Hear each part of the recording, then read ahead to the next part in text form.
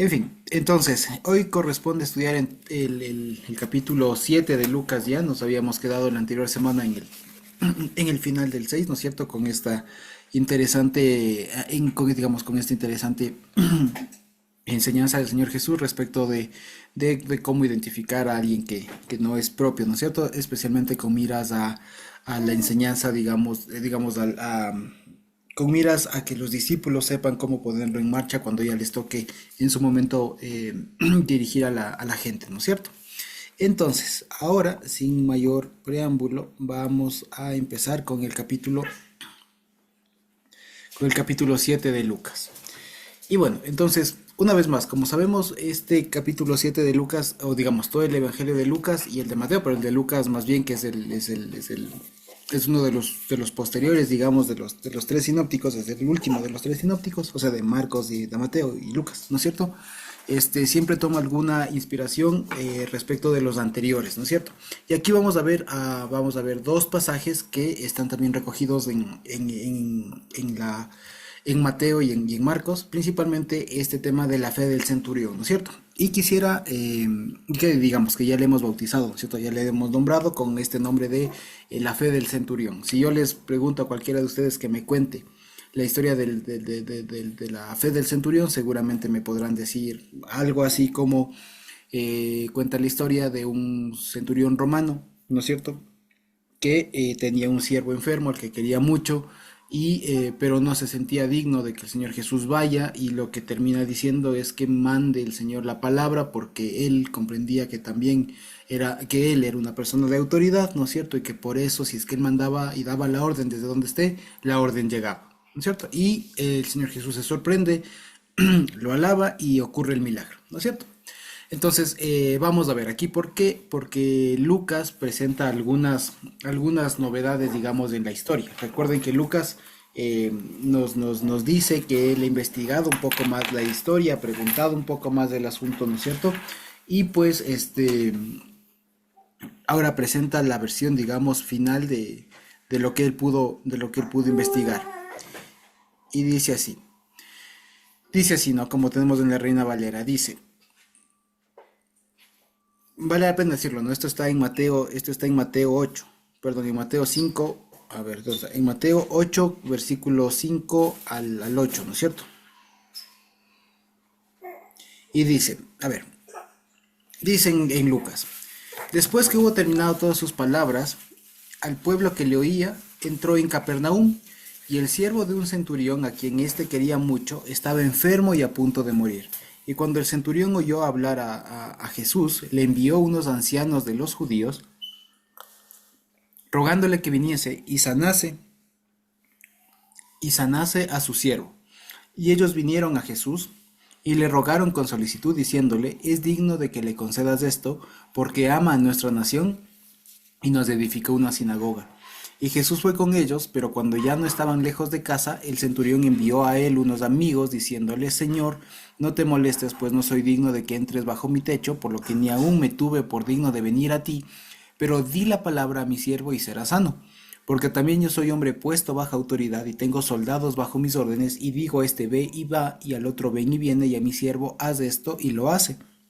Al oír esto, Jesús se maravilló de él y volviéndose, dijo a la gente que le seguía, les digo que ni aun en Israel he hallado tanta fe. Al regresar a la casa, los que habían sido enviados hallaron sano al siervo que había sido enfermo, ¿no es cierto?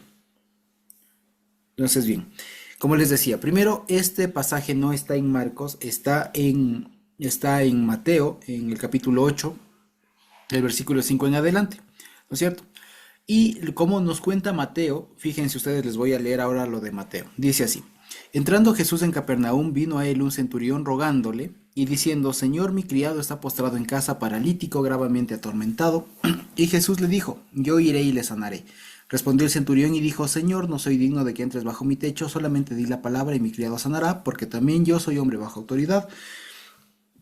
Y tengo bajo mis órdenes soldados, y digo a este ve y va, y al otro ven y viene, y a mi siervo haz esto y lo hace. Al oírlo Jesús se maravilló y dijo a los que le seguían, de cierto os digo que ni aun en Israel he hallado tanta fe. Y os digo que vendrán muchos del oriente y del occidente y se sentarán con Abraham, Isaac y Jacob en el reino de los cielos. Mas los hijos del reino serán echados a las tinieblas de afuera. Allí será el lloro y el crujir de dientes. Entonces dijo al centurión: ve como creíste te sea hecho. Y su criado fue sanado en aquella misma hora. ¿No es cierto? Ahora bien, ¿qué estamos viendo acá? Fíjense ustedes, es una historia normalmente, digamos, típica de cualquier, de un milagro. Estamos escuchando o estamos leyendo o tiene esta historia, digamos, tiene la estructura de un milagro, porque presentan un problema, digamos, ¿no es cierto? Una dificultad, y después se desarrolla, digamos, el episodio, ¿no es cierto? Dirigiendo, digamos, mostrando al Señor Jesús como el que ejecuta este milagro, ¿no es cierto? ¿Cuál es la diferencia, digamos, de este milagro? Que este milagro es uno a distancia, ¿no es cierto? A diferencia de todos los demás, que es un milagro en donde Jesús tiene algún contacto directo, digamos, con las personas afectadas, sea un endemoniado, sea un paralítico, sea un enfermo en general. Pues aquí lo que pasa es que el Señor Jesús muestra su poder, digamos, a través de, digamos, incluso a distancia. ¿Ya? Entonces, a ver, fíjense. Seguramente el recuerdo que tenemos de esta historia es más bien el de Mateo, ¿cierto? Tenemos seguramente más en mente la versión de Mateo, porque por ejemplo, si ustedes recuerdan aquí lo que leímos en Lucas, aquí presenta que ni siquiera el centurión se acerca a hablar con el Señor Jesús, sino que manda a unos ancianos judíos primero para que intercedan por él para que Jesús acceda a hacer el milagro o a sanar a su siervo. Y cuando ya está cerca de casa, dice que manda a unos amigos para decirle: no, ni siquiera vengas, ni siquiera vengas, solo di. ¿De acuerdo? Entonces fíjense que aquí, según Lucas, este relato, digamos, este asunto se desarrolla en dos momentos. ¿Ya? Si bien está hablando, digamos, del centurión, pero él está haciendo aquí a través de intermediarios. Según lo que vemos en Mateo, parecería que el centurión se acerca a Jesús y Jesús quiere ir y él le dice: no, no hace falta que vengas. ¿De acuerdo? Entonces, digamos, la mayor gran diferencia que existe es esto de cómo interactúa el centurión con Jesús. En Mateo es directamente, va el centurión y habla con él, mientras que en Lucas hay dos intermediarios. Por un lado, ancianos de los judíos en el primer momento, y después algunos amigos del centurión, ¿no es cierto? Ahora, ¿cuál es el asunto? Dice aquí, fíjense, primero siempre hemos dicho, ¿no? Que los centuriones. Ahora, hay alguna discusión también respecto de si es que se podría decir centuriones por el tema de que algunos historiadores cuestionan de que realmente haya habido centurias ahí en Israel en esa época, en lo que era la tierra en Galilea, pues, ¿ya? Y seguramente era algún otro dirigente, no estrictamente un centurión, apuntan algunos, ¿de acuerdo? Sin embargo, lo que sí sabemos es que era una autoridad militar romana, ¿de acuerdo? Y que por el relato sabemos que tenía autoridad sobre algunos soldados y siervos, ¿no es cierto? Entonces era alguien importante. Aquí también hay otro dato también interesante, que él se siente indigno, según Lucas, incluso de hablar con el Señor Jesús, o hay algo que le estorba, digamos, como para presentarse directamente a él. Y también hay otra, digamos, cuestión que no le permite, o que el centurión ve que no es propio, que Jesús se aproxime a su casa. ¿De acuerdo? Porque acuérdense que aquí estamos hablando de un escenario muy, muy particular. Porque para nosotros decir: sí, Jesús sanó al siervo de un centurión, pues nos parece de lo más normal. Pero acuérdense que los centuriones, especialmente los soldados romanos, eran los enemigos en el momento del pueblo de Israel, de los judíos del momento, eran los enemigos. ¿Por qué? Porque eran el ejército opresor, era la policía del reino opresor, ¿de acuerdo? Entonces no era como que, no sé, es como que si más o menos, ¿qué les digo? Es como que si, no sé, no se me ocurre ahora mismo un buen ejemplo, digamos, pero bueno, se entiende, ¿no es cierto? O sea, lo que quiero decir es que había una tensión entre quien pedía el milagro y quien lo iba a ejecutar. Es decir, no es que sean los mejores amigos como para decir: ah, sí, fue a la casa de Pedro. O sea, no, sino que sí había alguna tensión entre los pueblos a los que representaban, si se quiere. Por un lado tenían al Señor Jesús, del pueblo judío, del pueblo, digamos, oprimido, ¿no es cierto?, del pueblo que no era libre, y por otro lado tenían a un centurión romano o a un soldado romano que representaba a todos los que digamos que tenía libertad y representaba al pueblo opresor, ¿no es cierto? A la policía del pueblo opresor. Entonces, ya es bastante extraño que un policía, por así decirlo, poniéndole en términos actuales, ¿no? Que un policía del pueblo que nos está oprimiendo me pide un favor, por así decirlo. Entonces es bastante complicado, digamos eso, ¿sí? Sin embargo, fíjense ustedes que aquí lo que presenta o cómo nos presenta Lucas la historia es que el centurión de alguna manera conoce de la fe de Israel, y vale la pena decirlo así, no digo de la Biblia o alguna cosa, pero sí parece que tenía alguna relación piadosa, digamos, hacia la fe de Israel. Y digo la fe de Israel por una razón, porque así se suele conocer a la forma en cómo se practicaba la creencia bíblica en ese tiempo. ¿Ya? La fe de Israel, así se le dice de manera bastante común, ¿sí? La fe de Israel, ¿sí? Entonces, resulta que este centurión, este, tenía algún conocimiento de la fe de Israel, tenía algún vínculo con ellos, y por eso es que se sirve de ancianos de los judíos, fíjense ustedes, ¿ya? Es decir, a representantes, si se quiere, autoridades del pueblo, a fin de que ellos intervengan por el Señor, digamos por este centurión, ante el Señor para que ejecute el milagro.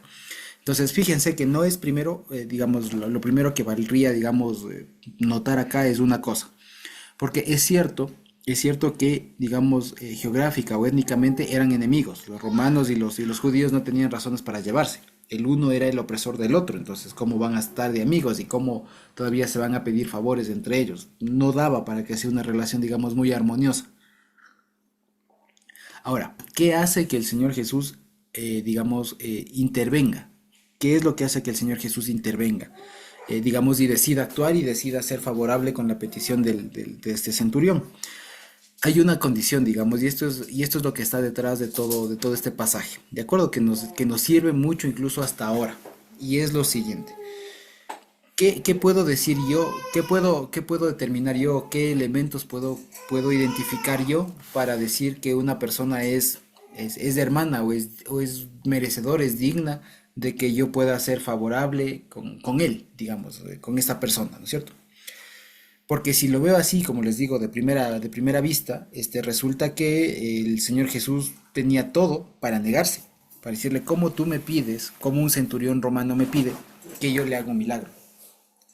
No tiene sentido, eres de los enemigos, ¿de acuerdo? Eres de los enemigos y cómo yo le voy a ejecutar un milagro a esta persona. Entonces, ¿qué nos enseña acá el Señor Jesús? Que para el Señor Jesús este centurión no era enemigo. Porque si hubiera sido cualquier otra persona, no lo hubiera hecho. O sea, me explico, ¿no? Por así decirlo, por poner un caso más grave. ¿No es cierto? Por poner un caso más grave. Imaginemos que un fariseo de los que les acusaba le pedía un milagro al Señor Jesús. ¿Me explico? Ahí habría un poco más de problema. Y no porque el Señor Jesús no quisiera o se llevara mal o les caía mal o alguna cosa así, no. O ellos le caían mal a él, no. Sino que por qué no hubiera sido factible ahí un milagro? Ya en esa situación, frente a que, por ejemplo, un fariseo de estos le hubiera pedido un milagro, le hubiera pedido ayuda. ¿Ya? ¿Por qué? Porque no estaban en la misma base. ¿Ya? Aquí, por ejemplo, este centurión se nota, por el relato especialmente de Lucas, queda claro que era bastante piadoso, que que a pesar de ser un soldado romano, digamos un representante del imperio opresor, pues tenía conocimiento del Señor y tenía algún conocimiento de la fe de Israel. Al punto que, como dicen ellos acá en el versículo 4, fíjense ustedes, dice, es digno que le concedas, de que le concedas esto, porque ama a nuestra nación y nos edificó una sinagoga. Fíjense, entonces, ¿qué significa esto?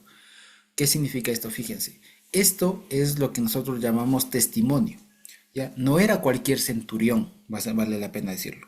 Y si podemos afinar un poco nuestro lenguaje, si se quiere, en torno a esta parábola, a este pasaje, ya no es suficiente con decirle Jesús sana al siervo de un centurión, porque no es cualquier centurión. Este es un centurión que, aunque pasa la historia sin nombre, pero resulta que fue un centurión hermano, fue un centurión creyente, que fue digno de merecerse un milagro del Señor Jesús. y que incluso la gente de ahí le reconocía a este centurión como alguien piadoso, ¿ya? Y dice, es más, fíjense, ama a nuestra nación y nos edificó una sinagoga, ¿ya? El hecho de que ame a la nación, de que sea, digamos, de que concuerde, digamos, con los principios que persigue el pueblo, ¿no es cierto? Y que haya en ese sentido, haya permitido o haya financiado, no se sabe, la edificación de una sinagoga para el pueblo, ¿no es cierto? Pues de eso ya dice mucho de una persona. Cualquiera de nosotros podría decir, por ejemplo, claro, pero les edificó una sinagoga y la sinagoga pues no era específicamente el lugar más propio para el culto al Señor o lo que sea, se puede observar mucho el tema de la sinagoga, pero fíjense que para el Señor fue suficiente que algunas personas le digan y le certifiquen que el hombre, que este centurión, tiene virtudes, digamos, y tiene valores, por así decirlo, o comparte la fe de Israel, comparte la fe del pueblo.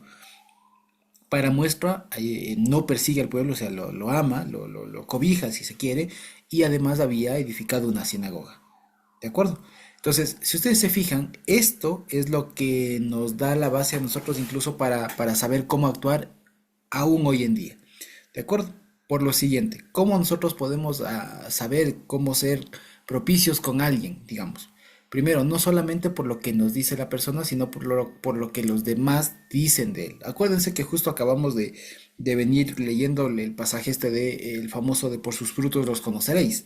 Pues bueno, uno de aquellos frutos por los que se conoce a las personas es justamente el testimonio. De tal manera que si alguien pide ayuda, por ejemplo, una buena forma de saber que aquello es cierto es saber qué opinan otras personas de esta persona.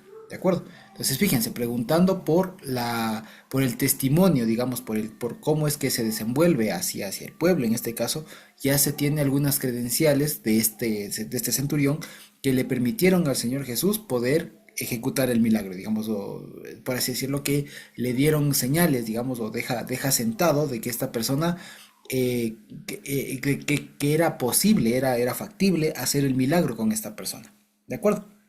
Entonces, ya les digo, una vez más, el punto central de este pasaje es que el Señor Jesús, o al menos como lo presenta Lucas, es dejar sentado que el Señor Jesús actúa siempre y cuando la otra persona esté en la misma sintonía, digamos, de la fe, ¿de acuerdo?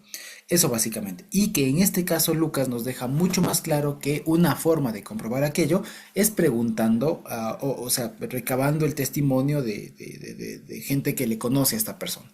Y aquí las personas que hablan con el Señor Jesús, pues le dan buenas referencias de este centurión.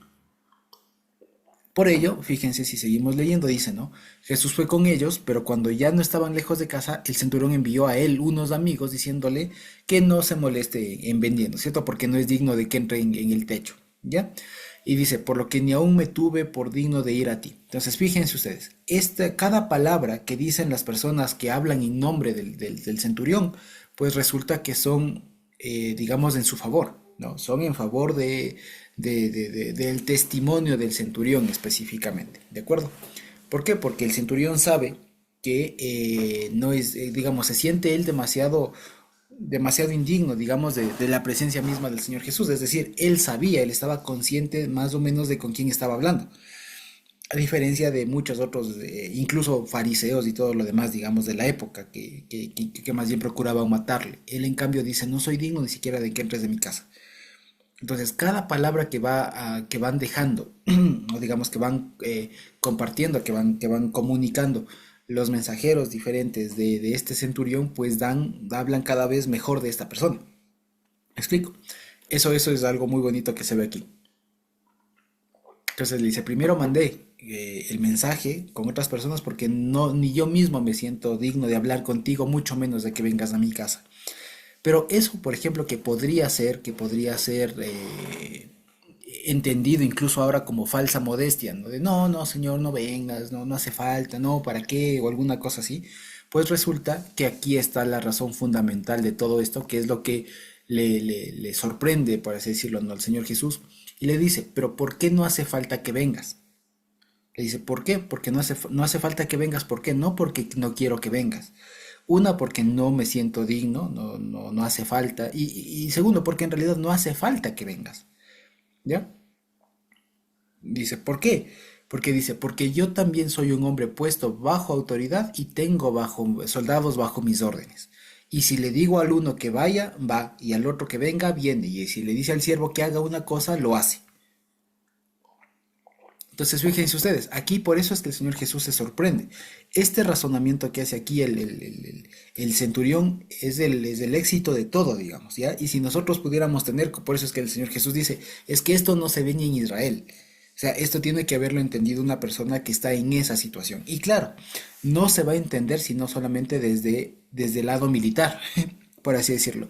Alguien que no haya recibido, digamos, o que no esté así bajo una cadena de mando, digamos, ¿no? Que tenga un superior y además subalternos, no va a entender este tema de yo digo y se cumple. Lo que yo digo se cumple, ¿no? ¿Cómo se entiende eso? ¿Cómo se entiende eso? ¿No? Pues alguien, digamos, en el pueblo por lo general así, el pueblo llano, por así decirlo, no lo iba a entender de la manera como lo puede entender un militar. ¿Ya? Si ustedes ven a cualquier hermano, pariente en general, militar, vayan ustedes a ver que lo que dice el superior se hace, así sea absurdo, me explico, así sea un poco absurdo, así sea, digamos, ilógico alguna cosa, pero se cumple. ¿Me explico? Se cumple y no hay tema de pero por qué, de reclamar o alguna cosa, no hay.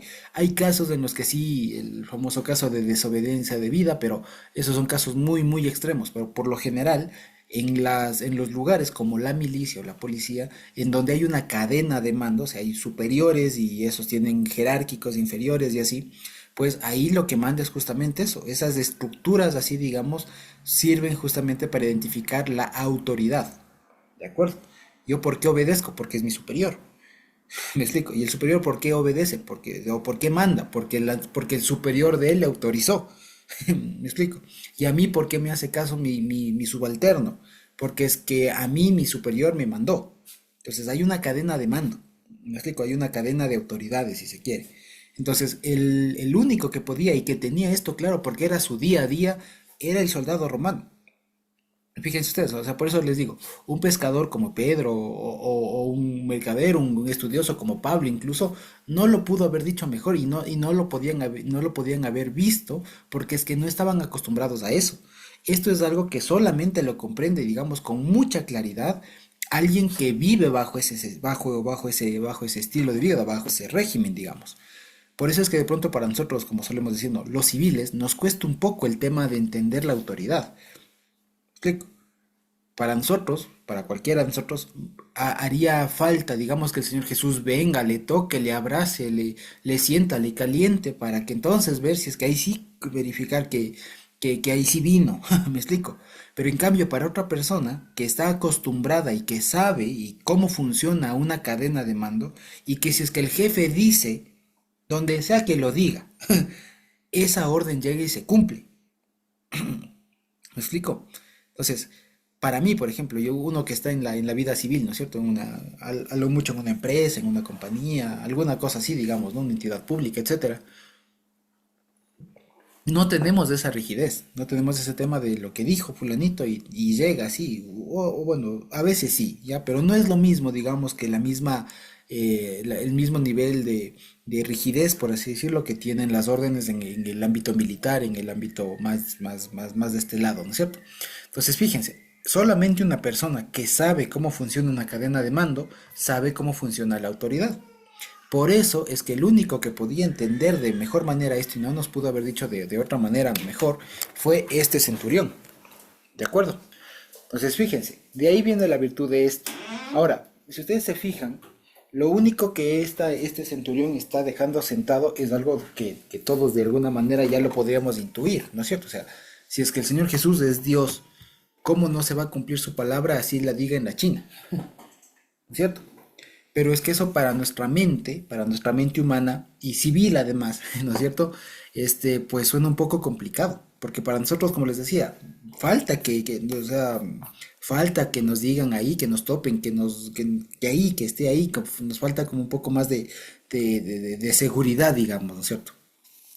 En cambio, digamos, como que o sea, lo que está detrás de todo esto, como por decirlo así, es como un poco de dudar del sistema, ¿no? O sea, se duda de la eficacia del Señor, digamos, ¿no? A veces se duda de que ya realmente llegue, ¿no? De que la orden que el Señor da realmente llegue, se tiene un poco de desconfianza. Pero en cambio, alguien como este centurión romano, que tenía la experiencia, era su día a día, y vivía de esa manera, ¿no es cierto?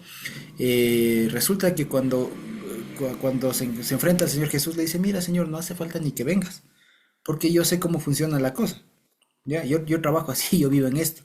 Yo sé que si tú le dices a mi siervo y tú dispones desde ya que se sane, pues se va a sanar, porque es que tú mandas. ¿Ya? Si tú no mandaras, si tú no tuvieras la suficiente autoridad, te diría que vengas. Pero como tienes tal autoridad, no soy digno de que vengas a mi casa, porque está el mismísimo Dios ahí, por así decirlo. Entonces, no me siento digno de hablar contigo, de interceder ante ti, digamos, de comparecer ante ti o de que vengas a mi casa. Además, como cargas tal autoridad, basta que lo digas, porque eres tú.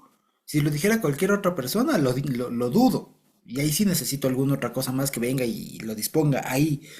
Pero tú lo puedes decir en donde quiera, porque eres tú. Y las órdenes que tú das, esas se cumplen.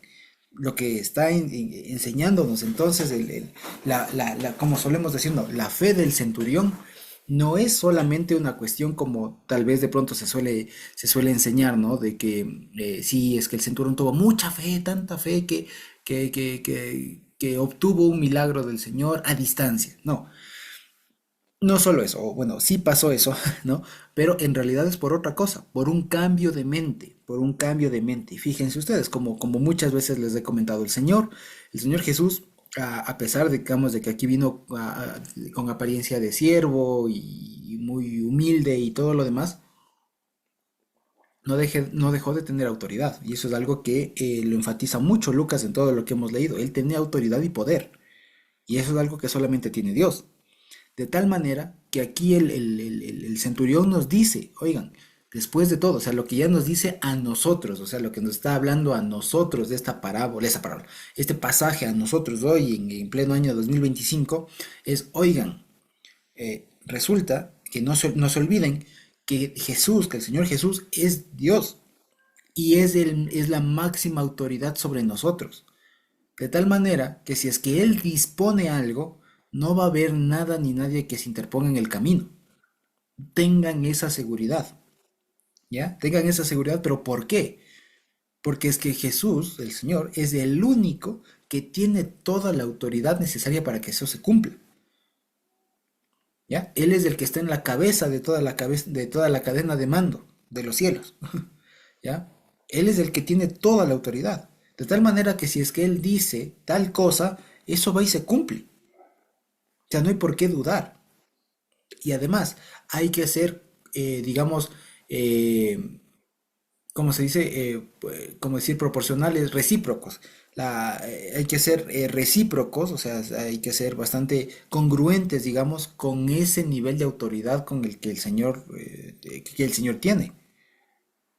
¿Me explico? Así que por un lado, si es que ustedes saben, es como decir, por ejemplo, yo no voy a dudar, por ejemplo, incluso en una autoridad aquí más humana, más carnal, más terrena, por ejemplo, ¿no? Yo no voy a dudar, o digamos, podría dudar, por ejemplo, que no sé, que si yo voy al municipio, ¿cierto? Y pido alguna cuestión, no sé, que me pongan no sé, que me hagan las veredas de mi barrio, ¿ya? Si yo necesito eso, que me ayuden con las veredas de mi barrio, y yo voy al municipio, si me atiende el guardia, digamos, o ahí el de recepción, y me dice, sí, sí, sí, ya le voy a ayudar, yo le voy a ayudar, ya dispuse. Bueno, lo dudo, ¿no es cierto? ¿Por qué? Porque este no tiene autoridad, o sea, este es el que se encarga de dirigir a la gente a las demás ventanillas. Si es que el de la ventanilla me dice, sí, sí, yo le aseguro, yo ya dispuse. Bueno, el de la ventanilla es solamente el que atiende al público. Pero en cambio, si lo dice, me invento, el alcalde, bueno, es que lo dijo el que tenía que decirlo. Y ahí sí sé que eso se va a cumplir. Y si es que no se cumple, tengo mecanismos de reclamarlo. ¿Me explico? Entonces es lo mismo. Acá el centurión sabe con quién está hablando. O sea, eso es el punto de partida. Sabe con quién está hablando y sabe que aquel con quien él está hablando tiene toda la autoridad para disponer la cosa, para disponer que su siervo se sane de la dolencia, de la afección que haya tenido. Y que ni siquiera hace falta que el Señor Jesús vaya, no hace falta que acuda, porque es que Él sabe cómo funciona una cadena de mando, ¿de acuerdo? Entonces fíjense, por eso es que el Señor Jesús le dice, ¿no? Se maravilló de él, ¿no? O sea, no es que le sorprendió, sino simplemente se alegró mucho, como decirlo, o sea, se sorprendió gratamente, ¿no? Y volviendo se dijo a la gente que le seguía, les digo que ni aún en Israel he hallado tanta fe, ¿ya? Entonces fíjense, ¿por qué el Señor Jesús dice estas palabras tan excepcionales, digamos, de alguien, incluso de un extranjero? Ya, de un extranjero. ¿Por qué? Porque es que este extranjero entendió algo que el pueblo le ha costado entender. Que el Señor Jesús cuando dispone, dispone. ¿Por qué? Porque es que Él es el que manda. Él es la autoridad. ¿Me explico? En cambio, nosotros estamos un poco acostumbrados a la duda. Nosotros pensamos que estamos hablando siempre con la ventanilla, o sea, hablando, ¿me explico? O sea, nosotros estamos de pronto por nuestra burocracia y todo lo demás, nosotros pensamos que con Dios funciona igual. Y parece que cuando uno ora está hablando con la ventanilla, ¿no? Como que si un ángel le atendiera. Así, no, a ver, usted viene acá, sí, a ver, ya le mando su oración para arriba a ver qué dice el jefe. No, venga en 8 días. No funciona así. ¿Ya? Cuando uno habla incluso, y esa es la ventaja que nosotros tenemos, que acudimos directamente ante él. Y si es que él dispone algo, no me está respondiendo el de la ventanilla, no me está respondiendo el del que me da los turnos. ¿Me explico? Me está atendiendo el jefe, me está atendiendo el propio, el auténtico, el que manda. De tal manera que si es que el que manda me dice, yo tengo la certeza de que eso se va a cumplir. Y esa es la certeza, digamos, esa es la base de todo lo que, digamos, de mucho de nuestra fe, que lo que el Señor Jesús dice, eso se hace porque Él es la autoridad, porque Él manda. ¿Me explico? No es que el Señor dispone una cosa y yo dice, sí, pero puede ser, o hay alguien que se pueda resistir. No. Cuando el Señor Jesús dispone algo, Él manda, digamos, y esa es la mayor certeza, digamos, una de las mayores certezas que debemos tener como cristianos. Todo aquello que el Señor Jesús disponga, eso se va a cumplir. ¿Me explico? Esa es la certeza. Ahora, con esto no les digo, ojo, no les estoy diciendo que pidan nomás cualquier cosa y se va a cumplir. No, lo que estoy diciendo es que aquello, lo que sea, para bien o para mal, por así decirlo, ¿no? Todo aquello que el Señor Jesús disponga, eso se va a cumplir. ¿Por qué? Porque Él tiene la autoridad. ¿De acuerdo? ¿Por qué se cumple lo que el Señor Jesús dice? Porque Él manda, porque Él puede, porque Él tiene la autoridad.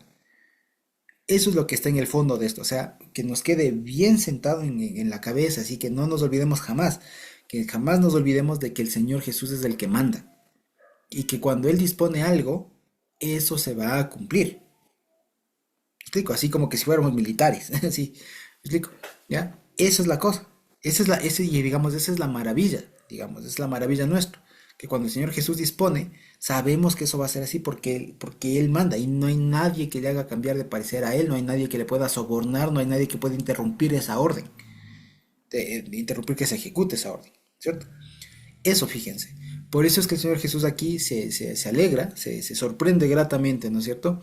Y le dice, vean, en todo Israel no hay alguien que entienda la cosa cómo funciona como este. ¿Ya? En otras palabras, lo que les está diciendo y lo que el Señor Jesús incluso hasta a nosotros hoy nos dice es lo siguiente. Vean, cuando sea de obedecer las órdenes del Señor Jesús de Dios, hágalo como que si fuera militar. ¿Ya? O sea, acuérdese de que también aquí hay alguna cadena de mando y que en aquello que el Señor Jesús dice una cosa, hay que hacerla y eso se va a cumplir. ¿Ya? Si Dios le ha asegurado, digamos, que, no sé, que va a tener una familia, que va a tener un trabajo, o por ejemplo, ahora, por ejemplo, que el Ecuador, por así decirlo, fíjense, como para que también nos ayude mucho este tema, ¿ya? El Señor ha dicho que no nos va a desamparar, que no nos va a faltar el abrigo, que no nos va a faltar el pan, etcétera, y eso es una disposición, o sea, el Señor Jesús y Dios no va a descuidar a su pueblo, ¿ya? No nos va a matar de hambre, ¿me explico? ¿Ya? Y esa disposición se cumple. Por eso es que no hay que dudar de que aunque estemos con cero, que con los bolsillos rotos o con la cuenta en cero, ¿ya? No es que ese día no voy a comer, no es que esa noche no voy a tener donde dormir o alguna cosa así, ¿ya? Pero como les digo, es por eso, es porque sabemos que el Señor Jesús ha dispuesto muchas cosas y eso se cumple. Y esa es la seguridad que nosotros tenemos, ¿ya? De que nuestro Señor, lo que Él dispone, se cumple, porque Él es el único que puede, ¿de acuerdo? Porque Él manda. Y dice al final, y al regresar a casa los que habían sido enviados hallaron sano al siervo que había estado enfermo. Y esto, fíjense ustedes, es algo muy retórico, ¿no? Porque sirve para afianzar que el milagro se cumplió, se ejecutó. ¿Me explico? Entonces, fíjense, ¿qué hubiera pasado si es que, digamos, si es que no hubiera el versículo 10, todo lo anterior se pone en tela de duda? ¿Por qué? Porque suena muy bonito y todo lo demás, pero si no hay la conclusión con el milagro cumplido, pues todo lo demás queda en veremos. Puede haber dicho el Señor Jesús incluso cosas más maravillosas, que si a la final no se cumple lo que Él dispuso, o sea, si no se hubiera cumplido aquí lo que la sanidad de la que se está hablando, entonces si no se cerraba con este versículo 10, todo lo demás quedaba en tela de duda. O sea, nunca sabemos si es que realmente se ejecutó o no, si es que fue realmente así o no. Y este versículo 10 es tan importante como todos los demás. Me explico porque ya es la prueba tangible de que el Señor Jesús, digamos, es la prueba ya viva de todo lo que hemos hablado. ¿Me explico? Entonces, fíjense, ahora, ya para nosotros, como les decía, y lo que nos sigue hablando ahora y por qué es brillante y por qué es hermoso que podamos tener esto aquí, es por eso, porque nos da seguridad y de que todo lo que aquello que el Señor Jesús ha dicho, pues lo va a hacer. ¿De acuerdo? Esa es la seguridad que tenemos.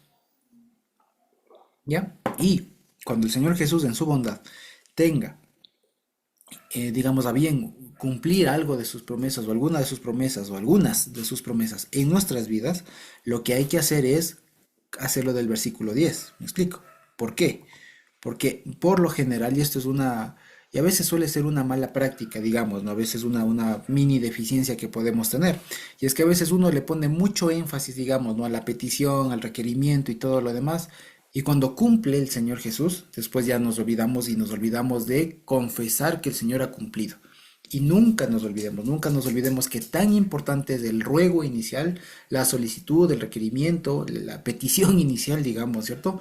Como el agradecimiento posterior y además, no solamente el agradecer, como de confesar y tal, sino también es importante dejar sentado, dejar cerrado el asunto, digamos, diciendo, y el Señor lo hizo, ¿de acuerdo? Pero siempre es bueno cerrar con algo así como esto, ¿no? Hallaron sano al siervo que había estado enfermo. Con eso se cierra y no hace falta decir más. Explico, si siguieran diciendo alguna cosa más de este milagro, de este suceso, sería un poco más abundante y ya sobra. Me explico. Entonces, cuando en nuestras vidas, en nuestras situaciones familiares, personales, laborales, etcétera, el Señor Jesús nos dé una salida, un milagro, alguna cosa así que no parecía tener salida y Dios la da, ¿cierto? Y Dios la da. No se olviden que así, igual de intenso, digamos que era la petición, la preocupación al inicio, igual debe ser después del agradecimiento y más que con la misma intensidad, agradecer y todo lo más, no se olviden de también hacer el ejercicio de cierre. Rico, el ejercicio de cierre de ese pasaje, de ese evento, a través de decir, yo pedía por esto y el Señor Jesús lo hizo, Él lo cumplió. ¿De acuerdo? Eso fíjense. Ahora, vamos a avanzar un poquito más. Después, el apóstol, bueno, el escritor de este libro, Lucas, ¿no es cierto? Cuenta otra historia. Esta, lo que nos contó hace un ratito, ha pasado en la ciudad de Capernaum, ¿no es cierto? Solo por un ratito les voy a compartir el mapa, como para que veamos en dónde está y no hablar así de memoria, ¿de acuerdo? Si ustedes lo ven aquí, fíjense, esta es el mapa de la tierra de Israel, ¿no es cierto? Este es el mar de Galilea, ¿de acuerdo? Este es el mar de Galilea, aquí estaría, fíjense, Capernaum, y ahora va a ir a una ciudad cuya ubicación no se sabe 100%, ¿de acuerdo? Pero que está ahí abajo en el mapa. Y, y se trata de la ciudad de Naín, que está aquí abajo, fíjense ustedes. Pero que, como les digo, su ubicación no se ha logrado determinar con absoluta certeza. ¿De acuerdo? Entonces, fíjense, en todo caso todavía está en la región, ¿sí? Aquí está en Capernaum y está acá en Naín, en la región de Galilea. Si quieren les pongo otro mapita también. De acuerdo que fíjense, está aquí en Capernaum y acá va a Naín. ¿De acuerdo? Bien. Entonces, como para no hablar de memoria, porque a veces no tenemos y no es que tengamos pues en nuestra cabeza así clarito, digamos, toda la geografía de Galilea o de Judá de la época, ¿no es cierto? Entonces, bueno, dice, aconteció después, y ojo, ese es el pasaje, digamos, el del siervo del centurión hermano, ¿no es cierto? Del centurión creyente, pues se acabó ahí, ¿no es cierto? Y de una manera, como vimos, se enlaza con lo que venía hablando el capítulo 6 de cómo reconocer a un hermano, ¿no es cierto? En fin, luego ahora va a abordar otro pasaje, ¿ya? Que también sirve como vínculo, en cambio, ya no solo para, digamos, como para vincularse con el mensaje anterior del Sermón del Plano, sino también con lo que va a venir después, que es con esta pregunta de los discípulos de Juan el Bautista, ¿de acuerdo? Que eso es un pasaje igual un poco más extenso, que seguramente lo veremos la siguiente semana. Y dice así, aconteció después que él iba a la ciudad que se llama Naín, e iban con él muchos de sus discípulos y una gran multitud.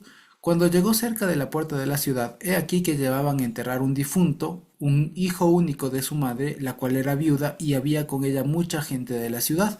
Y cuando el Señor la vio, se compadeció de ella y dijo, no llores. Y acercándose tocó el féretro, la caja, ¿no es cierto? Y los que lo llevaban se detuvieron y dijo, joven, a ti te digo, levántate.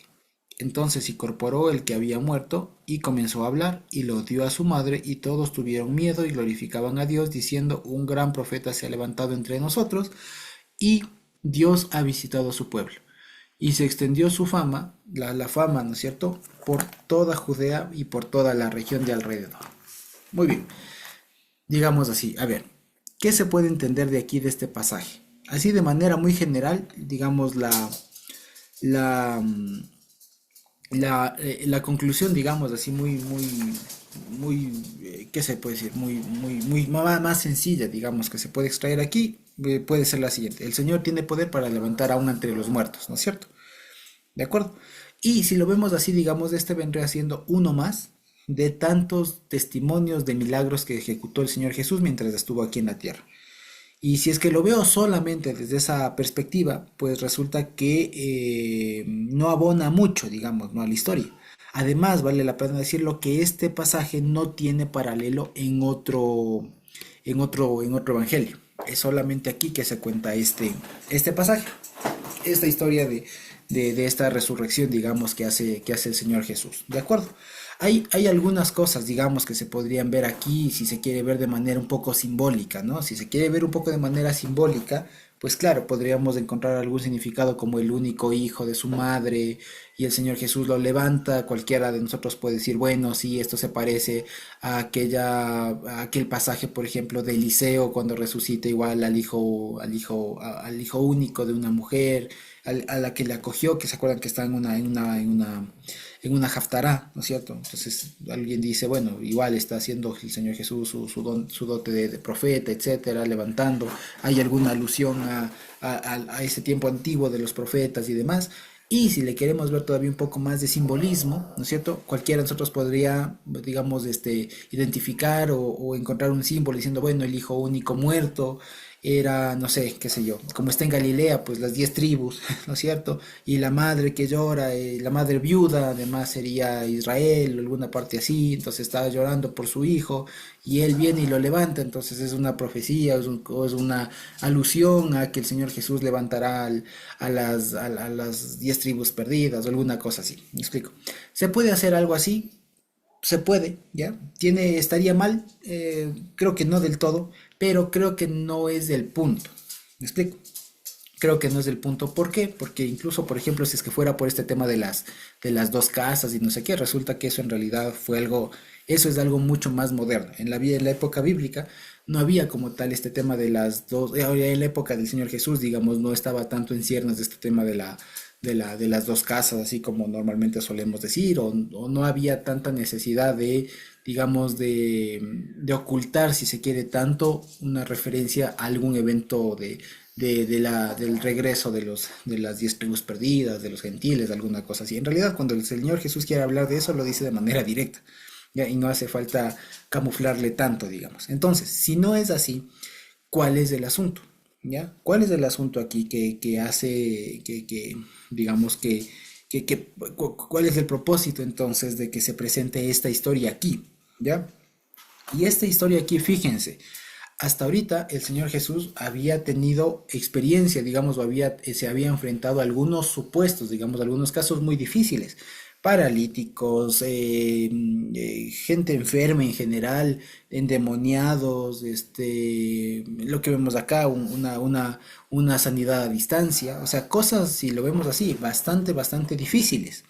Pero que si nos ponemos así a pensar, digamos así a pensar, cualquiera de esas eventualmente habrá alguna solución, digamos, que se pueda extraer, digamos, de la propia, digamos, de la naturaleza o a través del estudio, o por así decirlo, que la medicina lo puede ir solventando.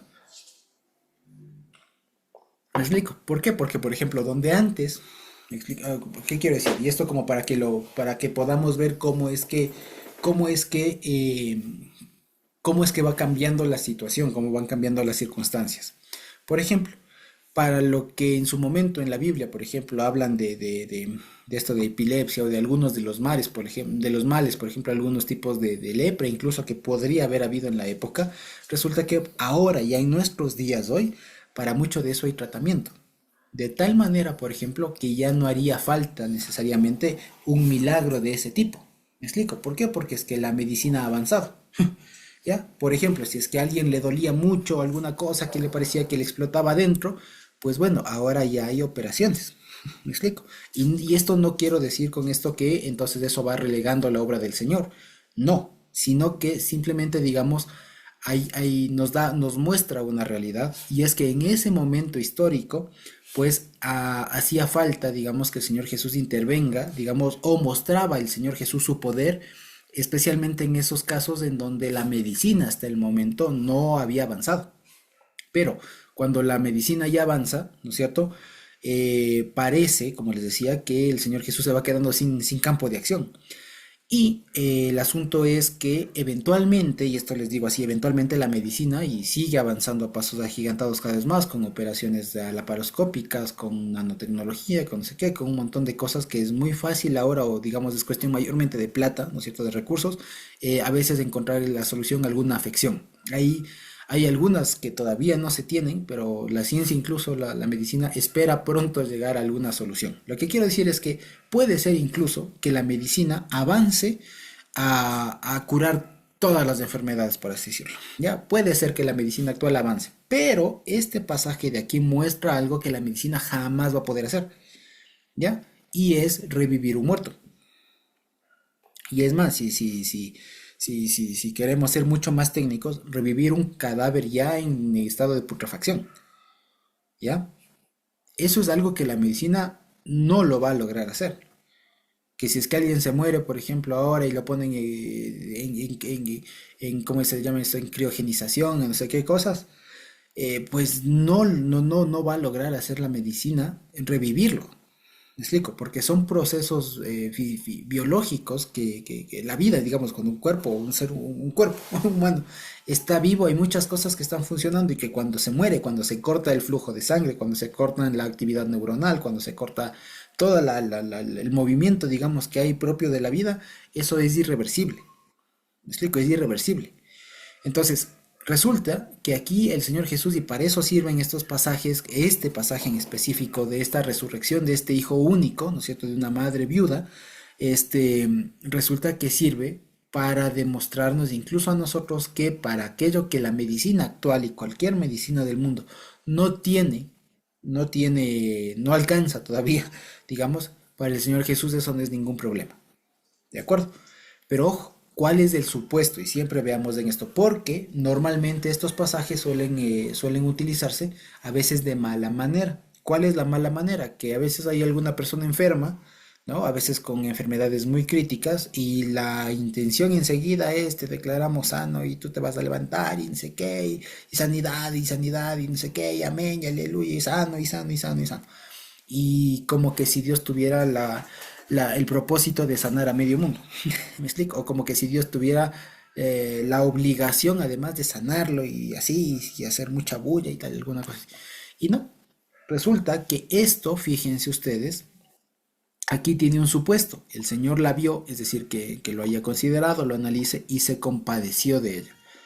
¿Ya? Entonces también hay una cuestión de voluntad del Señor Jesús. Es decir, que no basta con tener un caso crítico.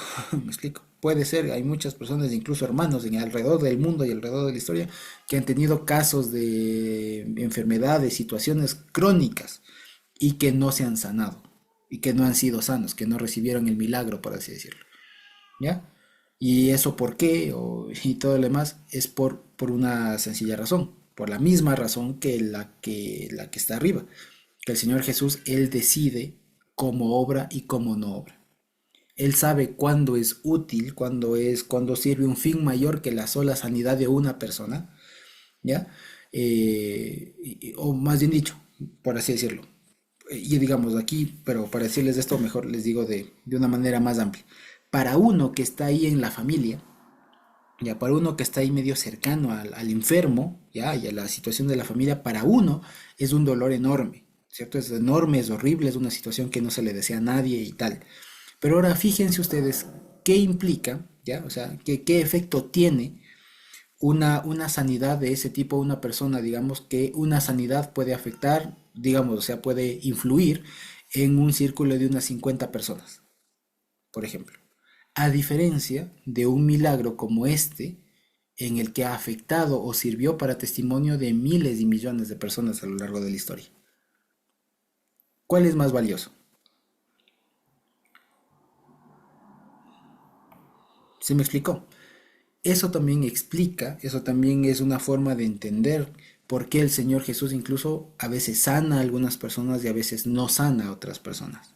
No es porque Dios es malo, no es porque Dios le gusta vernos sufrir o alguna cosa así, no. Lo que pasa es que también a veces ocurre que cuando el Señor Jesús, hemos dicho, cuando el Señor Jesús opera un milagro así potente, grande, de este tipo como resucitar un muerto, sanar a alguien que no tenía salida, ¿cuándo? No solo para impactar en la vida de esa persona, sino también por el impacto que se genera o que puede generar esa sanidad en un montón de gente. Porque como vimos ayer en Joel, digamos, la actividad del Señor no solo es personal, siempre y mayormente es colectiva. De tal manera que, por ejemplo, también hay que, por eso, cuando uno ora, por ejemplo, incluso por sanidad de alguien, de un hermano, de una hermana, hay que verlo también pensando en el impacto que eso puede tener. ¿Ya? Por último, yo les digo así, puede sonar un poco duro, pero como para que reflexionemos. Yo, por ejemplo, ¿para qué sano que mi hermano, mi hermana, ¿no es cierto?, en Cristo, se sane? Supongamos que tiene una enfermedad terminal. ¿Yo para qué oro? O sea, ¿cuál es el objetivo detrás de eso? ¿Que se sane? ¿Solo que se sane? Puede ser mucho, sí, pero si lo pensamos bien, digamos, es un objetivo muy corto, ¿ya? Eso es una vista muy corta, ¿ya? Es una cosa muy corta. Pero en cambio, es diferente si yo además de eso oro diciendo, Señor, que Él se sane y sirva de testimonio para el montón de gente que está alrededor que son incrédulos, por ejemplo. O para que a través de la sanidad de esta persona, además de que se sane y que se pueda restaurar y pueda, qué sé yo, seguir proveyendo para su familia, etcétera, qué sé yo, pueda a través del testimonio de esta persona, un montón de personas que están en situaciones similares ver que lo suyo también tiene solución. ¿Me explico? Porque a veces nosotros, como les digo, solemos orar o solemos pedir al Señor, incluso muy fervientemente, ¿no? Muy de manera muy intensa, pero de una manera, o sea, con una visión bastante corta. Me explico. De ahí que, por ejemplo, todos aquellos hermanos, por así decirlo, que oran por una sanidad de una manera muy intensa y lo declaran sano y no sé qué, y hacen un montón de cosas, a veces lo hacen mal porque es que no ven más allá de la sanidad de ese hermano, ¿ya? No ven más allá, ¿ya? no lo ven, me explico. Diferente es ver la sanidad de un hermano o la solución de una situación de un hermano y cómo eso puede impactar de manera positiva o incluso negativa, uno nunca sabe, ¿cierto? Pero evaluar cómo es que esa sanidad o esa solución puede impactar a todo el resto de gente. Eso es lo importante. Entonces, fíjense, aquí no solamente que era devolverle la vida al muerto, me explico, aquí iba a tener un impacto grande en la mamá de este chico muerto, me explico, ¿ya? Y además, aparte de eso, fíjense el impacto. Todos tuvieron miedo y todos dijeron Dios ha visitado su pueblo. Ese es el objetivo más grande, digamos. No solo devolverle la vida a alguien, ¿ya? Que para el Señor no es ningún problema, ¿ya? Sino que aquí el Señor Jesús también opera de una manera bastante eficiente. Es decir, si es que el Señor Jesús va a ejecutar un milagro, no va a ejecutar un milagrazo, digamos, para que quede ahí. ¿Me explico?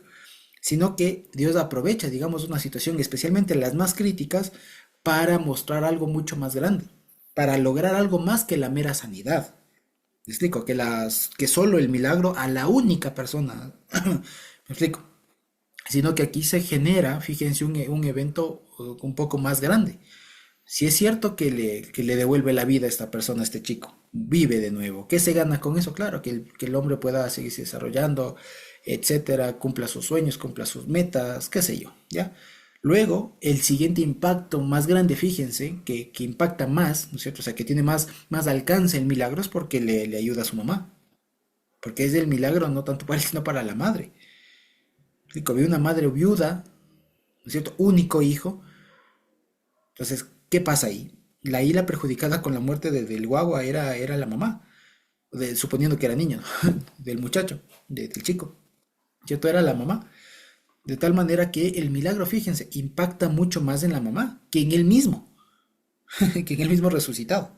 Y es más, ese milagro tuvo un impacto más grande, porque no solo fue hasta la mamá, sino fue todos los que estaban ahí en la caravana, digamos, para enterrar al muerto, ¿no es cierto?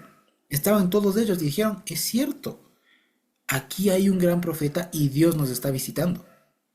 Y el más impacto, fíjense, se extendió la fama de él por toda Judea y por toda la región de alrededor.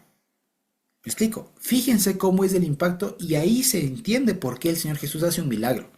El Señor Jesús hacía un milagro, hacía en este momento histórico, hacía milagros no solo para impactar de manera positiva en la vida del enfermo, del endemoniado, no sé, del paralítico, de solo él, no. Lo hacía para impactar y generar como un evento, digamos, ¿cómo se suele decir? Como un efecto mariposa, ¿no? O sea, una sanidad conlleva a unas cosas todavía más inimaginables. Es más, fíjense la magnitud de esto. O sea, tan importante era salvar, digamos, revolverle la vida a este chico, este hombre, este muerto, este que estaba muerto, que incluso hasta ahora sigue llegando el efecto hasta nosotros. Fíjense, han pasado casi 2000 años desde que sucedió esto. Y el efecto de esa sanidad, de este milagro, de esta resurrección, sigue alcanzándonos y seguirá alcanzando a los que sigan leyendo esto hasta que el Señor venga. Me explico, pero noten cómo es diferente, digamos, la perspectiva de la sanidad. Es cierto que duele la pérdida de un ser querido, es cierto que duele cuando una persona está enferma, cuando se le ve sufrir con dolor y todo lo demás, es cierto. Pero cuando hemos de orar por los hermanos, por los enfermos, no lo hagamos solo para que el Señor Jesús impacte en la vida de esa persona. Consideren toda la realidad. Hay que considerar toda la realidad. Y es más, de manera más allá de lo que podamos ver. Porque es cierto que cuando un padre de familia, por ejemplo, se enferma con una enfermedad terminal, hagan cuenta ustedes, claro, se queda sin sustento la casa, hay una próxima viuda, más gastos y todo lo demás, es horrible, es una situación insostenible, claro que sí. Y que si Dios le levantara, pues el primer beneficiado es él, y ya está sano, está fuerte, puede volver a vivir, digamos, a desarrollarse. Pero fíjense, el milagro no solo puede quedar ahí, el milagro impacta también en su familia, impacta en su esposa, en sus niños, si tiene hijos chiquitos, grandes, lo que sea, no lo sé, pero impacta en todos ellos. Y si además de ese milagro de sanidad puede impactar para dar testimonio a una comunidad, a una congregación, a un país, qué sé yo. ¿Me explico? Ahí es donde está el asunto de ver la cosa, no verlo solo al enfermo, porque va a sonar un poco duro, como les decía. Dios, ¿qué gana? Digamos, ¿qué gana Dios sanando un enfermo? ¿Ya? Por más crítico que sea, ¿ya? Si después de eso no tiene ningún impacto mayor, digamos, que ante la persona. ¿Me explico? O sea, Dios ha hecho ese tipo de milagros, no digo que no, pero no es lo mismo y no tiene el mismo impacto y la obra se siente incompleta, digamos, cuando solamente se sana la persona. Y ya está, ¿me explico? El asunto es cuando se tiene y se rompe, digamos, y se proyecta más la vista hacia lo colectivo, hacia lo comunitario. ¿Me explico? Y saber que la sanidad o enfermedad, la vida o la muerte de una persona tiene un impacto comunitario. Ese es el asunto. Y a veces por eso es que Dios a veces no obra. ¿Ya? No digo que en todos los casos, pero ha habido casos en los que el Señor no obra justamente por esta falta de conciencia colectiva.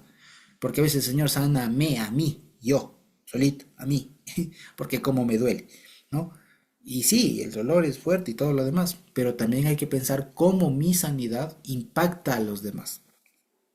Cómo la sanidad, la solución económica, financiera, familiar, lo que sea de tal o cual persona, impacta sobre los demás. Y esto, como les digo, les planteo una pregunta bastante profunda. ¿Para qué quieren que se resuelvan sus problemas? ¿Ya? A la larga tiene que ver con eso. ¿Para qué ustedes quieren que se resuelvan sus problemas? Sea una deuda, sea un trabajo difícil, sea, qué sé yo, una enfermedad, una situación familiar, laboral, económica, en fin. ¿Para qué usted procura que su problema se solucione? ¿Para que solamente alcance usted a estar bien? ¿Solamente yo? Si es así, pues es una vista bastante corta. Porque lo que deberíamos ver es cómo también a través de que el Señor Jesús solucione o intervenga en esa parte de la vida de uno, se puede impactar a los demás. ¿Me explico? ¿Cómo es que a través del milagro que Dios puede ejecutar en la vida mía o de una persona en particular, puede y debe impactar en los demás? Esa es la virtud que nosotros tenemos como pueblo de Dios, que debemos estar conscientes que cualquier cosa que nos pase debe y puede impactar en los demás. Y el asunto es que nos toca ahora ver cómo lo hace. Y cuando oremos por sanidad de una persona, por soluciones económicas, por cualquier asunto, que vean cómo puede eso impactar en los demás. Y ahí es cuando uno se da cuenta que todo lo que pase, pues impacta. Y digamos, tiene un efecto. Tiene un efecto sobre todas las personas que lo rodean. Y lo que se procura es que el efecto que tenga, lo que sea que pase, sea beneficioso. ¿Ya? Sea productivo, ¿ya? Y por ejemplo, a veces, les digo, y esto así con toda la seriedad del caso, ¿no es cierto? A veces se ha visto casos en donde se ora por alguien que está enfermo y se muere. Y, y entre comillas, Dios no obró, Dios no escuchó, ¿ya? Pero ¿qué pasa? Resulta que con el tiempo, esa persona que murió, resulta que a partir de ahí la gente se comienza a consagrar más o se comienza a hundir más la familia, etcétera, y se tiene un impacto mejor. Y cosa que, por ejemplo, no se hubiera logrado si es que la persona seguía viva o si se sanaba.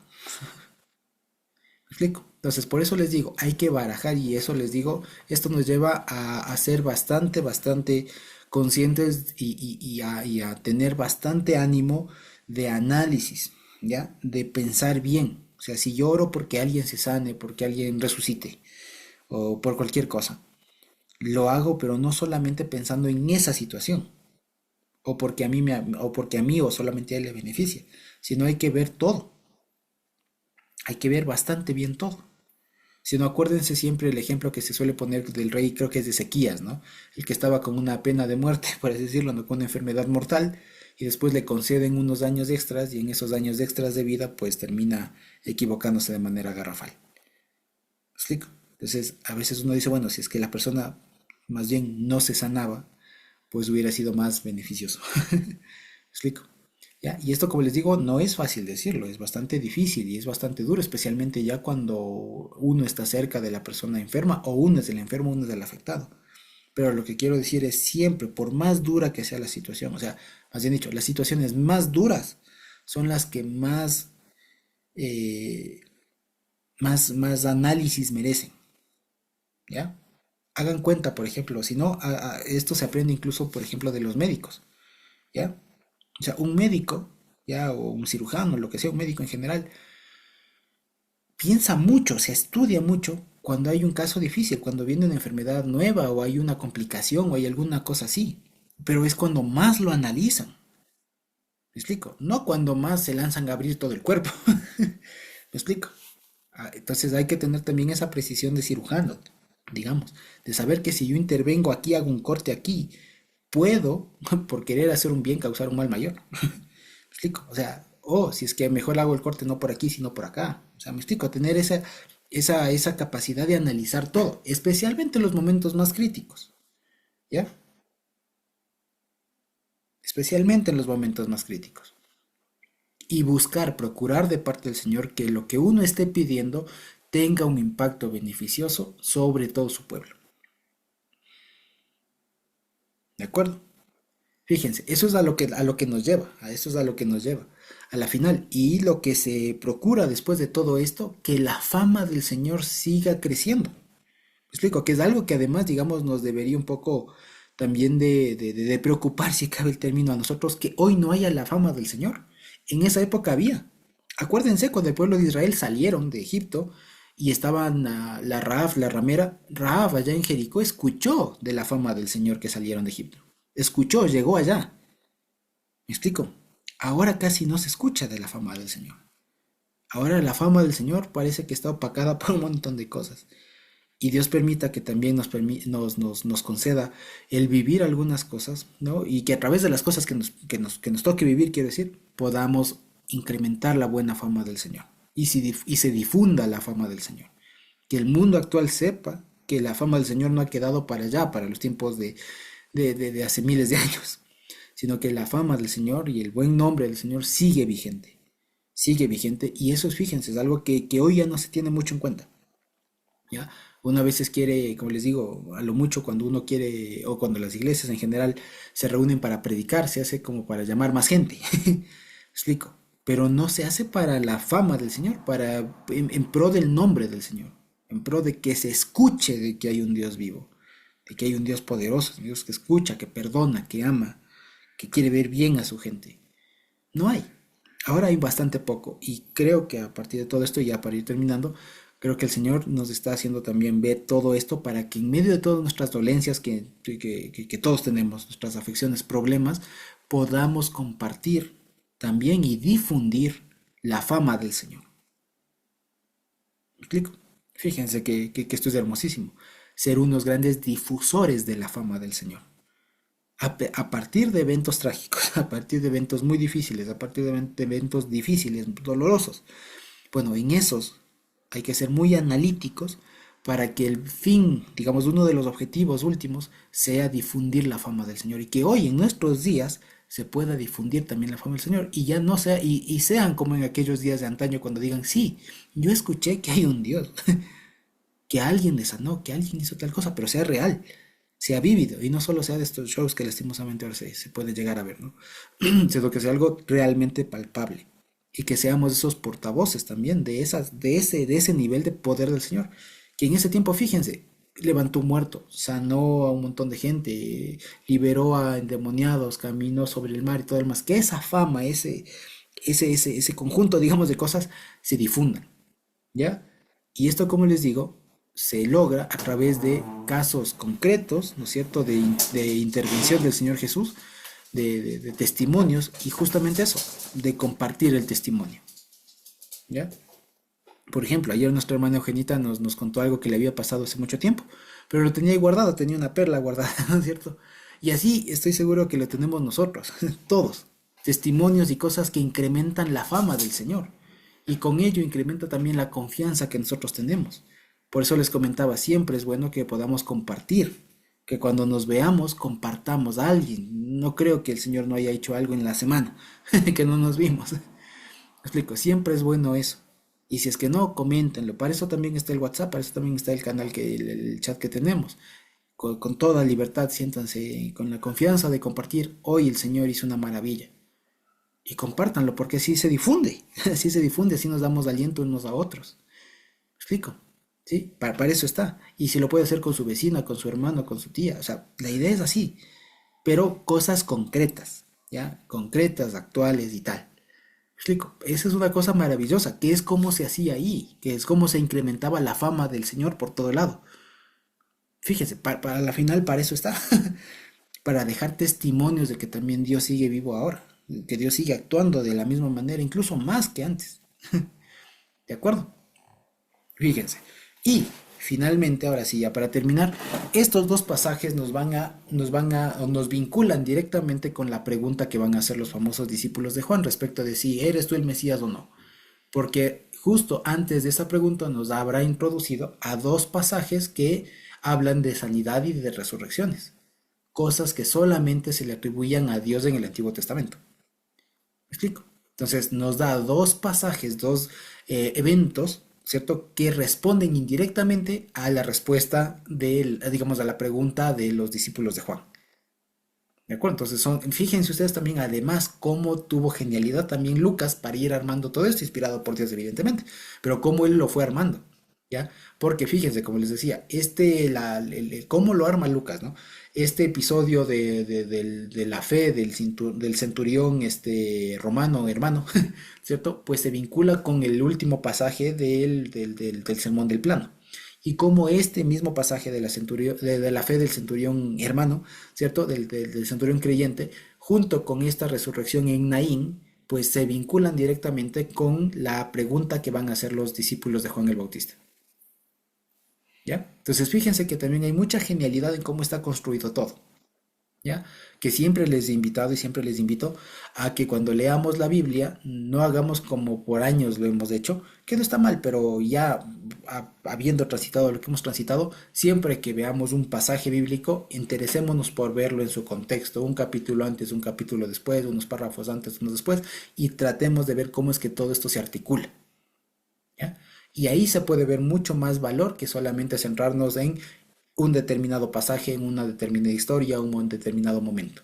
¿De acuerdo? Siempre así se encuentra más riqueza y uno ve, por ejemplo, puede advertir como lo hemos hecho ahora con la ayuda del Señor, cómo es que todo lo que va armando Lucas tiene un sentido, que era justamente lo que él se había propuesto al inicio de su evangelio.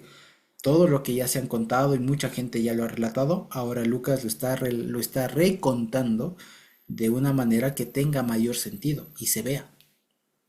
¿Ya? Entonces Lucas fue muy inteligente. Dios utilizó una persona muy pilas también para hacer esto. ¿Ya? Que Dios sabe a quién elige a la final. ¿Ya? Ya les digo, o sea, para predicar escoge a unos, para enseñar a otros, para escribir a otros. Y así. Y Dios escogió a una persona muy buena. ¿Ya? Se nota. ¿Cierto? Digamos, como solemos decir de manera muy, muy metafórica, ¿no? La pluma de Lucas es muy ingeniosa que a través de los sucesos, de los eventos que ya todo el mundo sabía, pues va armando la historia de una manera que tiene sentido y tiene mucho poder, tiene mucho contenido, incluso con todas las añadiduras y cosas que él va poniendo, ¿no? Entonces, fíjense, eso es lo hermoso de acá.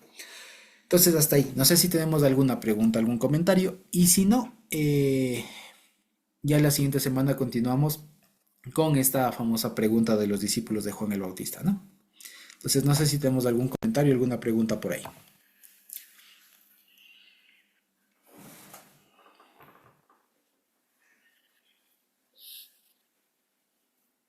¿No? Bueno, entonces creo que podemos terminar con